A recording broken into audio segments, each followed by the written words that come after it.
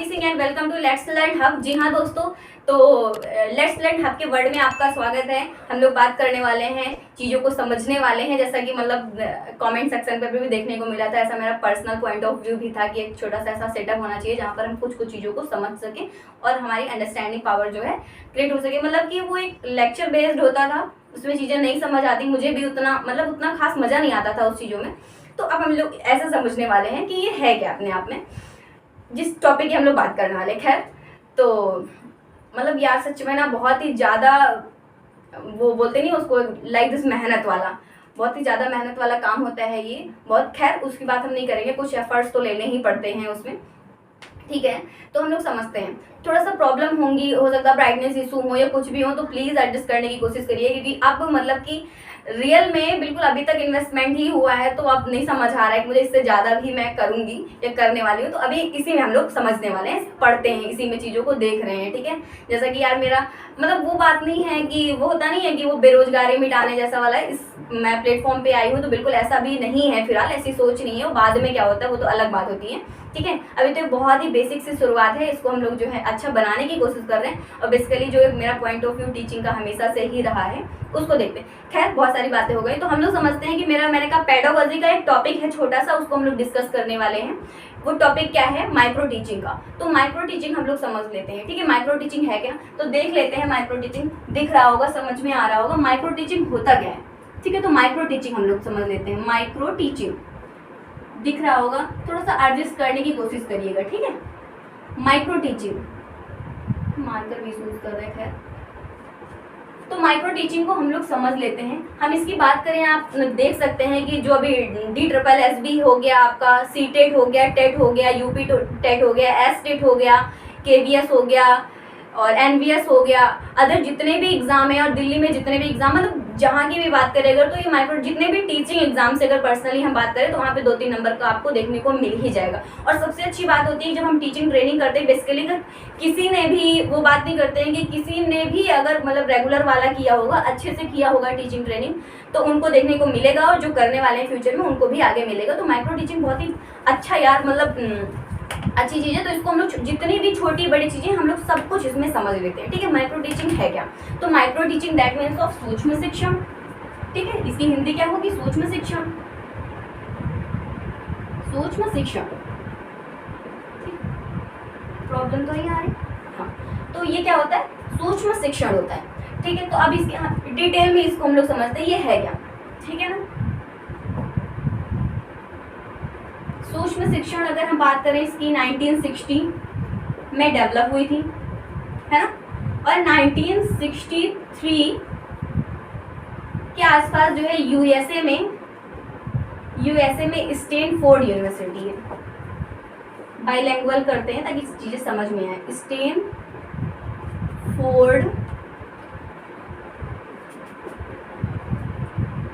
University, ठीक है। Stanford university, थोड़ा सा मिस्टेक हो सकता है। स्टैनफोर्ड यूनिवर्सिटी 1963 USA में, स्टैनफोर्ड यूनिवर्सिटी में क्या हुआ था कि इसकी शुरुआत मतलब सूक्ष्म शिक्षण को क्या किया गया था, इसको समझा गया था ये होता क्या है।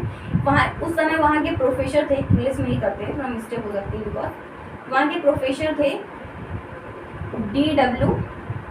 एलन, ठीक है। उस समय वहाँ के प्रोफेसर थे। और इसकी बात करें तो यहाँ कीस थे आई थिंक, और भी करके थे अभी, तो मतलब और भी वहाँ पे बहुत सारे लोग थे जिन्होंने मिलकर काम किया था इस चीज़ के, ठीक है। हाँ, तो अब देख लेते हैं कि D.W. एलन ने क्या किया था, इसकी शुरुआत की थी 1963 में, इसको पढ़ा था, ठीक है। और बहुत सारे लोगों ने मिलकर इस पर वर्क किया था। तो अब हमारे यहाँ अगर इंडिया में इसकी अप्रोच की बात करें, हम अपने इंडिया में, तो इंडिया में आपको पता ही है कि एनसीईआरटी पैटर्न फॉलो करते हैं हम लोग, है ना, एनसीईआरटी पैटर्न।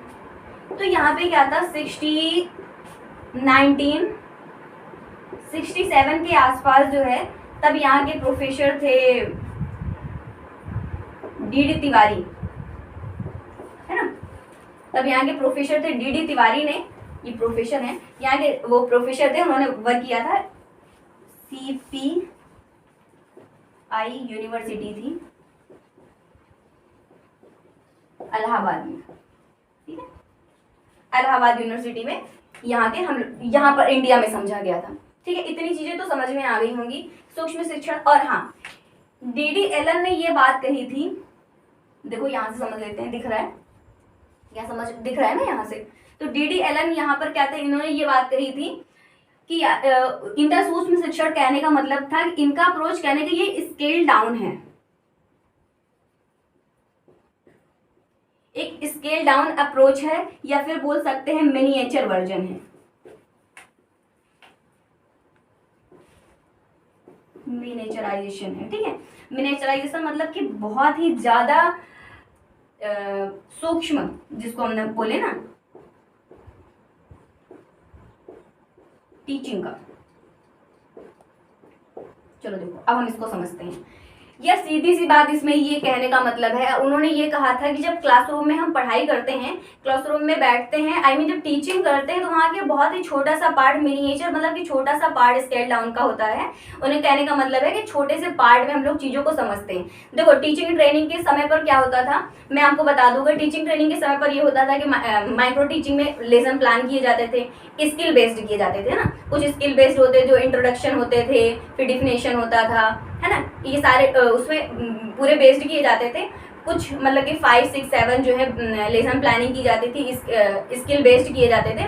उसमें क्या हुआ था, एक जैसे कि आप क्लासरूम में पढ़ाने के लिए गए, जो आपके सहपाठी हुआ करते थे, जिसको हम लोग पीयर ग्रुप बोलते हैं, तो वहाँ पे पीयर ग्रुप के जितने भी आपके peer group that means of सहपाठी, जो आपके सहपाठी हुआ करते थे, आपकी क्लासरूम में वो साथ बैठते थे, और आप क्या करते थे, वहाँ पे स्किल को आप स्टडी करते थे, उसके बारे में उसको टीच करते थे, पढ़ाते थे।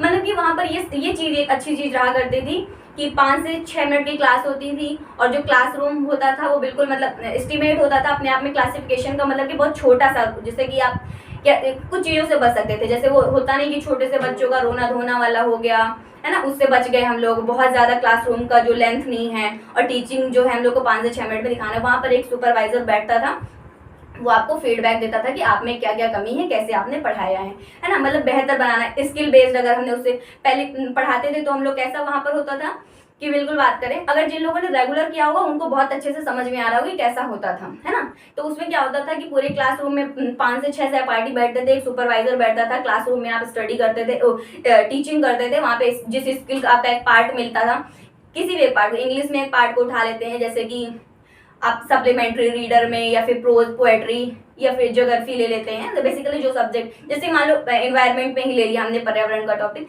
कुछ भी आपको दे दिया गया, उसको आपने अच्छे से स्टडी की, उसके बारे में आपने बताया। फीडबैक में मिला आपको, फीडबैक में 1-2 चीजें ऐसे मिलती थी कि आपने उस चीजों को नहीं बता पाए, है ना। तो फिर उसमें किया जाता था, फिर आप बाहर जाते थे, स्टडी करते थे, फिर आगे पढ़ाते थे, फिर सुपरवाइजर आपको फीडबैक देता था, है ना। इस तरीके से हम लोग टीचिंग ट्रेनिंग के थ्रू करते थे, है ना।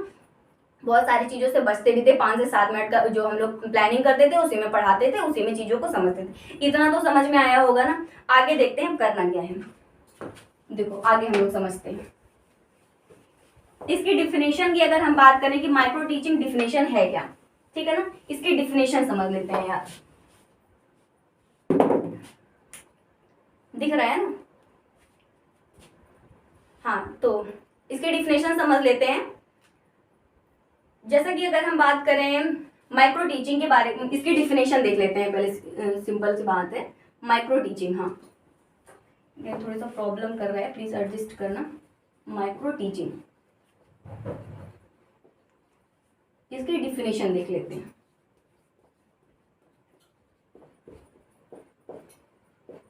ठीक है, तो इसके डिफिनेशन अगर देखें, माइक्रो टीचिंग इज ए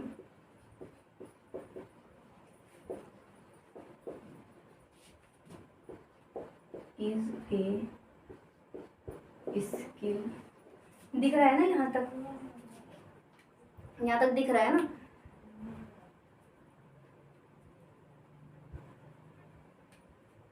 हाँ, तो देख लेते हैं। Micro teaching is a skill based of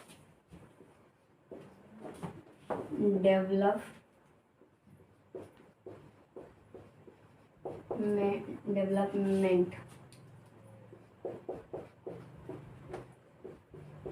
in pupil, teacher our classroom. देखो कई तरह की डिफिनेशन देखने को मिलेंगी, तो ऐसा कुछ नहीं है, हम लोग देख लेते हैं प्यूपिल टीचर होता क्या है अपने आप में, इसकी बात कर लेते हैं। तो प्यूपिल टीचर मतलब भावी शिक्षक बोल सकते हैं इसको, अगर हम लोग एग्जैक्ट हिंदी बात करें तो भावी शिक्षक, ठीक है।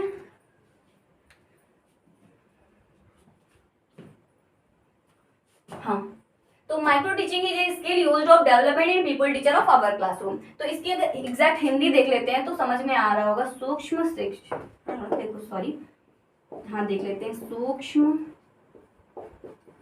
शिक्षण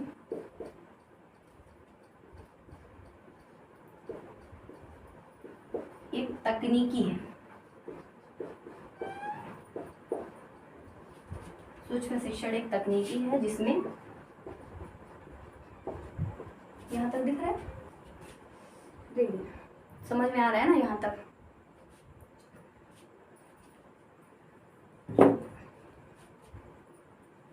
जिसमें एक तकनीकी जिसमें ही, हाँ जिसमें कर लेते हैं, जिसका करते हैं ना, विकास कक्षा अध्यापकों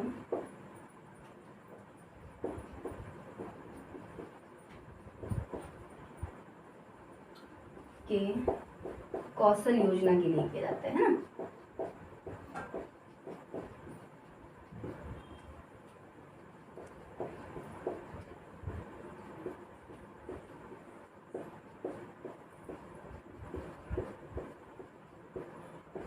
तो मतलब इतना समझ में आई है, कौशल योजना जैसे कि मैंने कहा था डिफिनेशन तैयार करते थे और उसमें चीज़ों को समझते थे कि किस प्रकार से हम लोग को प्लानिंग करनी, किस प्रकार से हम लोग को टीच करना है, क्लासरूम में कैसा सराउंडिंग रहेगा, वहाँ पर कैसा सिविलाइजेशन रहेगा, कितना क्लासरूम का क्राइटेरिया रहेगा, कैसे चीज़ों को एडजस्ट करना है। इतनी बात समझ में आ गई ना। हाँ, तो डिफिनेशन में ये आपका था, इतनी समझ, मतलब डिफिनेशन कुछ ऐसा वो नहीं है कि हमको डिफिनेशन देखने को मिलेगी, ऐसा कुछ नहीं है उसमें।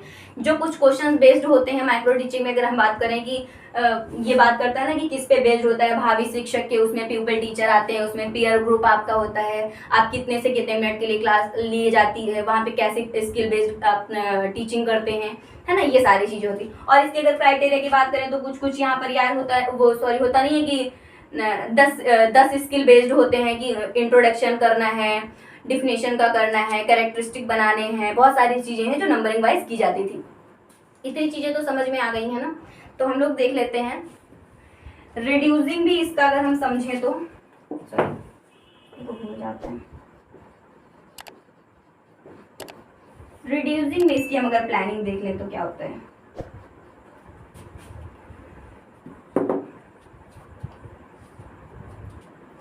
क्लासरूम का जो साइज होगा 5 से 10 बच्चों का होगा, है ना। टाइमिंग हो गई आपकी 5 से 7 मिनट। वैसे तो टोटल अगर हम देखें, अगर हम इसकी बात करें तो वो कुछ 30 मिनट या 36 मिनट का क्रिएटर वो तैयार होता था, है ना।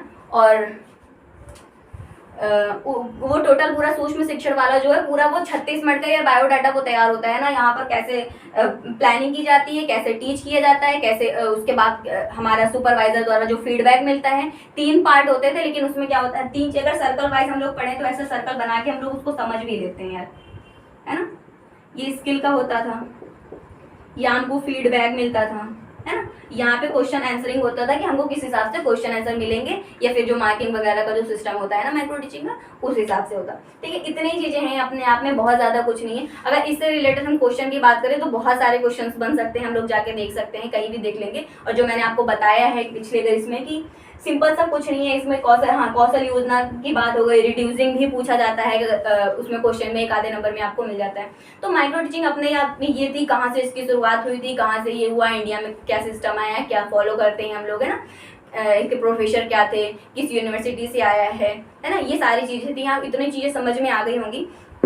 तो यार सीधी सी बात है कि माइक्रो टीचिंग अपने आप में एक सूक्ष्म बहुत ही छोटा पार्ट है, मिनिएचर वर्जन है। इसको रिकॉल करते हैं हम लोग। ये इतना बात समझ में आ गई होगी, यहाँ के थ्रू हम लोग चीज़ों को समझते हैं। अगर क्वेश्चन बेस्ड बात करें तो अभी हमारे पास ऐसा सिस्टम नहीं है कि मैं क्वेश्चन का बता सकूँ, और जो मैंने आपको बता दिया, नेक्स्ट वीडियो में हम लोग जरूर कोशिश करेंगे कि ऐसा कुछ और भी देखने को मिले, अच्छा मिले। तो फर्स्ट है आपका ये। तो इतना तो समझ में आ गया होगा दोस्तों कि माइक्रो टीचिंग है, कहाँ से शुरुआत हुई, क्या है। ठीक है, इतना क्राइटेरिया समझ में आया होगा। तो ठीक है, आप हमारे साथ बने रहिए ऐसे ही। नेक्स्ट जो है टॉपिक हम लोग बहुत जल्द कुछ समझने वाले हैं। बेसिकली इस ऐसे ही रिलेटेड छोटा सा टॉपिक, पहले छोटे छोटे टॉपिक हम लोग क्रिएट करेंगे, उसके बाद समझेंगे कि है क्या। ठीक है, और हाँ, सूक्ष्म शिक्षण के अलावा अगर हमने कुछ चीज़ों की बात की है तो हम उसको भी आपको बता देते हैं पहले, है।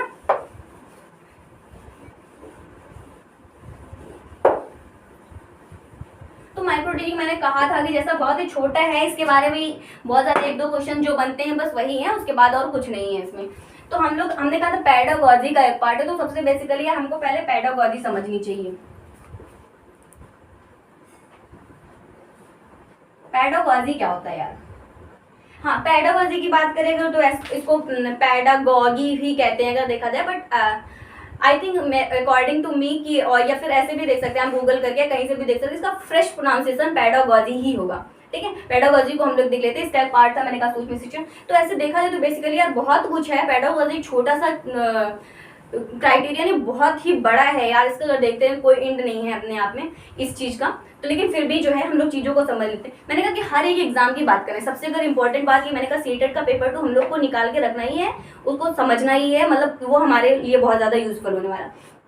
तो पेडागॉजी में मैंने कहा था कि अगर सीटेट बेस्ड बात करें, किसी भी चीज़ की अगर हम बात करें, जैसे आपका, हाँ इसकी बात कर ली, ये अपने आप में ये लैडिंग होती है शिक्षण शास्त्र।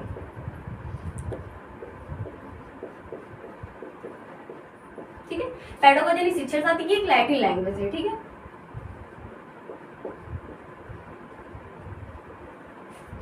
हाँ तो बात करते हैं पूरे यूरोप में। अगर यार सच में रियल में देखा जाए तो लैटिन लैंग्वेज बहुत ही पुरानी है, और बात किया जाए तो ये हर पहले यूज होती थी पूरे यूरोप में, बात करें या फिर कहीं बात करें, वहां से इसकी शुरुआत ही हुई थी बेसिकली।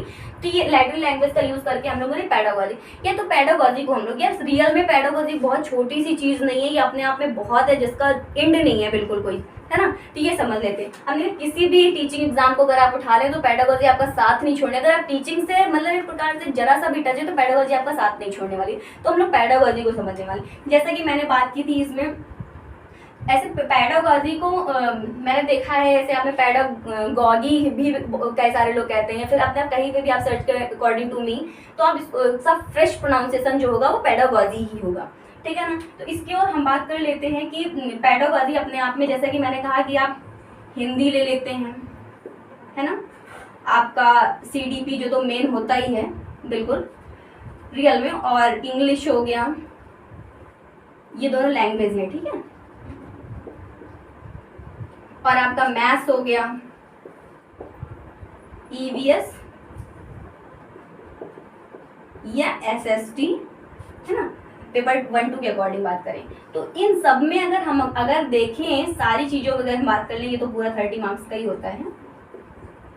15 बात करें, जैसा कि आपको पता है कि 150 मार्क्स का एग्जाम होता है आपका 150 नंबर का, और उतना ही आपको एक क्वेश्चन का 1 मिनट, कहने का मतलब है कि आपको 2.5 घंटे मिलते हैं। ठीक है ना, करने के लिए। तो सीधी सी बात कर लेते हैं यार, हमने कहा ये जो 50 ये पूरा ऑल अराउंड अगर हम बात करें तो ये पूरा पेडागॉजी है ना, ये पूरा अपने आप में पेडागॉजी है। अगर हम बात करें इसकी तो ये इसमें आप हिंदी में 15, अगर 30 मार्क्स का है मैंने कहा, तो आपको 30 में 15 जो है, अगर इसका हम देखें तो 15 आपका पेडागॉजी है ना। तो पेडागॉजी ये रियल में बहुत इंपॉर्टेंट। तो हमने कहा जो पेडागॉजी के कुछ इंपॉर्टेंट टॉपिक हैं, या छोटे छोटे टॉपिक, पहले हम लोग उसको डिस्कस करेंगे। ऐसा तो मतलब कोई द एंड नहीं है अपने आप में यार कि वीडियोस बनाने हैं, कैसा करना है। अगर शुरुआत हुई है तो मतलब चलता ही रहेंगे, आगे हम लोग चीज़ों को समझते रहेंगे। इसके बाद कभी अगर हम बात करें जो टीचिंग ट्रेनिंग में काम आने वाला है सब कुछ है, तो इसको हम लोग इसी में देख लेंगे। तो मैंने कहा सबकी बात करें, आपको सीडीपी पूरा बेस्ड उसी से होता है। इंग्लिश में अगर आपका 15 इंग्लिश आएगा जिसमें आपके लैंग्वेजेस होंगे, तो 15 आपको क्या मिलेगा, पेडागॉजी देखने के लिए मिलेगा। मैथ्स में भी, और संस्कृत भी आपका आता है ना, इंग्लिश की आपकी 2 लैंग्वेज से, लैंग्वेज तो बहुत सारी होती है, उर्दू हो गई और मराठी है, जहाँ के भी आप रिलेटेड है। बट हम यूपी में तो ये मान लिया गया ना यार कि हिंदी, या फिर इंग्लिश या संस्कृत, हमको इन तीनों में एक लैंग्वेज चूज करनी। बेसिकली अगर कोई भी आप एग्जाम में दे रहे हैं तो जो लैंग्वेज आपकी मतलब स्ट्रांग में हो उसको आप फर्स्ट लैंग्वेज मान के चलते हैं, और उसके बाद जो थोड़ी सी वीक पॉइंट होती है उसको हम लोग सेकेंड लैंग्वेज मान के चलते हैं अपनी, ठीक है ना। बहुत ज़्यादा यूजफुल होने वाली है। तो खैर इसकी बात तो हम लोग दूसरे वीडियो में भी कर लेंगे कि वो अपने आप में। पेडागोजी मैंने आपको बता दिया है कि पेडागोजी का क्या है, तो पेडागोजी हम लोग समझेंगे, इसके छोटे छोटे टॉपिक में निकाल के लाऊंगी बिल्कुल उसका क्रीम जो है, और बहुत ही शॉर्टकट में इसको समझ लेंगे। अब मैं नेक्स्ट वीडियो में ऐसा भी ट्राई करूंगी इसके क्वेश्चन बेस्ड, मतलब कैसे क्वेश्चन आ सकते हैं ना, या फिर कैसे क्वेश्चन देखने को मिलते हैं। कोई जरूरी थोड़ी नहीं कि हम लोग एग्जाम पैटर्न में कैसे फॉलो करो, मतलब क्वेश्चन बनेंगे कैसे,